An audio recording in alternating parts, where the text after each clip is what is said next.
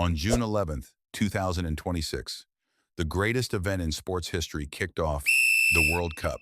And I know what you're about to say. It's just the World Cup, right? Yes, it's the World Cup, but FIFA decided to do something that hasn't been done before, which is to increase the number of participants.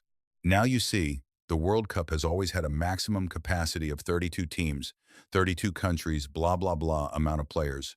But this year, FIFA decided to level it up. It started with the increase in teams for qualification. FIFA increased the teams from 32 to 48 teams across different continents. 1,248 players, all hungry for one trophy. But enough about soccer, let's start with the NFL. We all know what the NFL is, right? If you don't, well, it's an 11-player contact sport where players use their hands and feet to pass, catch, and carry an oblong ball across a 100-yard field. In other words, it's a soccer wannabe. Now let's talk about the Super Bowl, because that's the NFL's biggest night, right? Super Bowl. LX this year was played at Levi's Stadium in Santa Clara. February 8th, Seahawks beat the Patriots 29-13. Now Levi's Stadium normally holds 68,500 people. But for the Super Bowl, they expanded it to over 75,000 seats.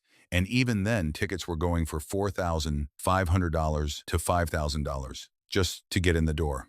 And the celebrities, bro. The celebrities, Jay-Z was there with Blue Ivy, Travis Scott, Leonardo DiCaprio, Tom Brady, Kendall Jenner, Justin and Hailey Bieber. Bad Bunny headlined the halftime show with Lady Gaga and Ricky Martin. It's not just a football game at this point. It's a whole Hollywood event. Now, let's talk money. Because the NFL pays its players like royalty. Dak Prescott is the highest paid player in the league right now, making about $60 million a year. That's just his contract, not counting endorsements. The average NFL player makes about $3.9 million a year. So even the guy warming the bench is eating good. Okay, so now you're probably thinking, okay, cool, big numbers, big stadium, big celebs, that's the NFL for you. But wait till you see what soccer's been doing.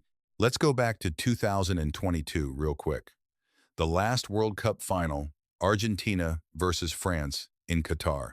That game alone had 88,966 people in the stadium.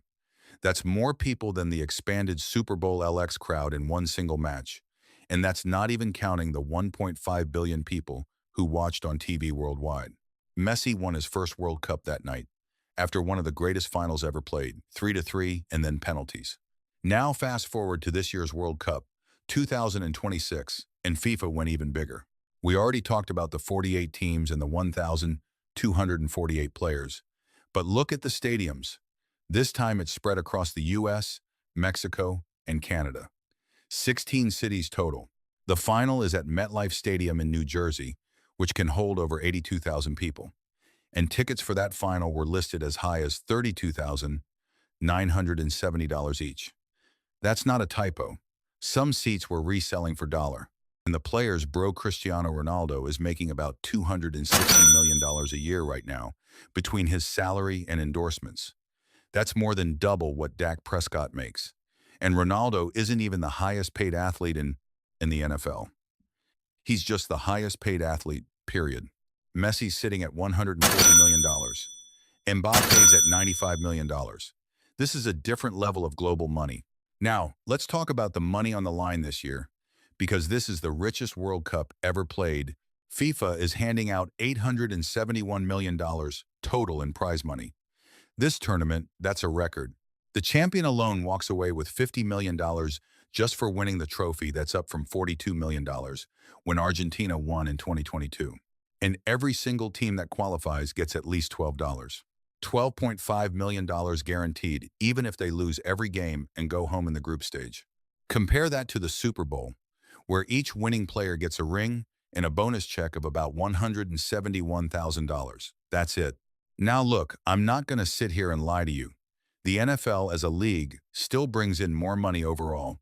They pulled in over $23 billion last year alone. That's just how big American sports business is. But as a single event, the World Cup is operating on a scale.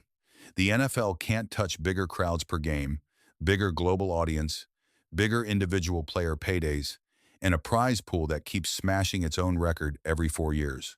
So, when people say the NFL is the biggest thing in sports, I need you to look at the numbers again.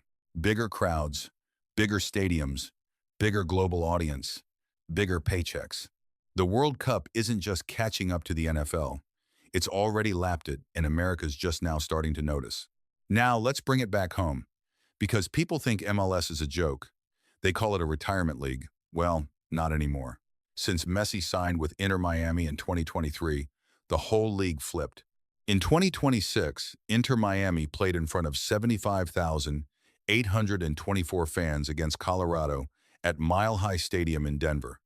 That's the second highest attendance in MLS history. Then they did it again at the La Coliseum, 75,673 fans. And again at M&T Bank Stadium in Baltimore, 72,026 fans. Let me say that again. 3 different soccer games this year alone outdrew the actual Super Bowl crowd of 70,823 people. And it's not just attendance. MLS viewership is up 62% year over year right now, averaging nearly 8 million live viewers a week. Clubs are moving games out of their own stadiums into NFL stadiums just to fit the crowds that want to see this league now. This is a league people used to call a retirement home for old European stars, and now it's selling out NFL stadiums on a random Tuesday in April. So let's recap. Bigger crowds at the World Cup, bigger money for the players, and now even MLS is outdrawing the Super Bowl. Americans spent years thinking soccer was some second-tier sport, and this whole time it was quietly building into the biggest thing on the planet. So no, the NFL isn't going anywhere. But if you still think it's bigger than soccer, the numbers say otherwise. That's goal time. Subscribe for more